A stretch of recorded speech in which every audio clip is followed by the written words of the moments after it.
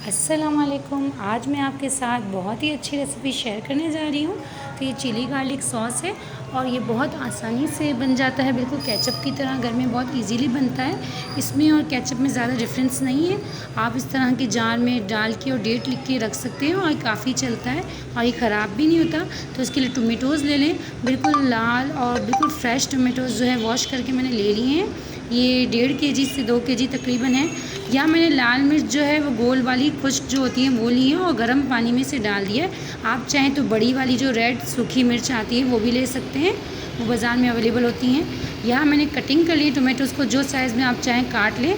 उसमें लौंग 4 अदद, 2 दालचीनी के टुकड़े और ये खुशबू पत्ता 2 डाल दिए इसमें। इसे हम ढक के रख देंगे, इसमें पानी हम बिल्कुल नहीं डालेंगे। इसे हम 30 से आप 40 मिनट तक ऐसे ही पकाएंगे लो फ्लेम पर। और यहाँ हमने जो हमारी मिर्च जैसे आधा घंटा हो गया है, इसे निकाल लिए एक प्लेट में। इसमें हमने लहसुन के साथ इसको पेस्ट बनाना है।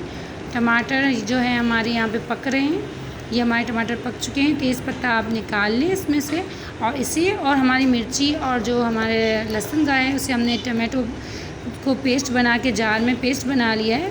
अब सिरका इसमें ऐड कर दिया है मैंने, तकरीबन ये 4 से 5 चम्मच सिरका ऐड किया है ताकि ये ख़राब ना हो, हमारे पास रहे।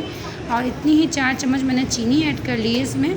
तो आप ये चीनी और सिरका ऐड करके इसे आप पकाएंगे और बेसिकली आपको आधे से पौने घंटे ये आपकी जो है फ्लेम के ऊपर डिपेंड है, तो आपको ये पकाना है। देखिए इतना रनी नहीं होना चाहिए, प्लेट पे डाल के हम इसे चेक कर रहे हैं, पका रहे हैं उसे, ये रनी नहीं होना चाहिए। काफ़ी देर पकाए और काफ़ी कम हो जाएगा, जितना ये पहले था उससे ये कम होता जाएगा। आप देखें कितना जो है आसानी से गिर नहीं रहा, बिल्कुल अपनी जगह स्टेबल है। तो ये तैयार है और इसे हमने जार में डाल दिया ठंडा होने के बाद। तो सब्सक्राइब